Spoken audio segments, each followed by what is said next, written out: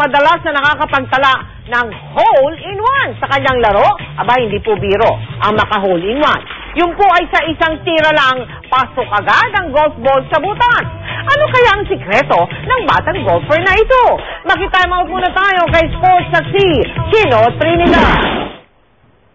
Ito si Aiza na pang-karaniwan lamang ang tindig kung mga batang 8 taong gulang ang pag-uusapan.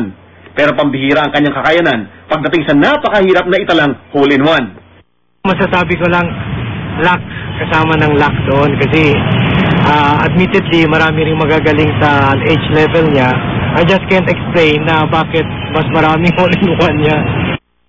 Malaking bagay siguro na kaliwa ang dominant hand ni Aiza na mahalagang bagay sa golf sapagkat kaliwa ang lead hand kapag pumapalo sa larong ito. Malaking bagay din ang walang gigil na approach ni Aiza na kanya nakuha bilang isang payo mula sa isa sa kanyang mga nakalaban sa fairway. I just heard it from my opponent. Her dad told us to plant the ball. Hangad ng mga magulang ni Aiza na maging inspirasyon ng kanilang anak sa iba pang mga bata.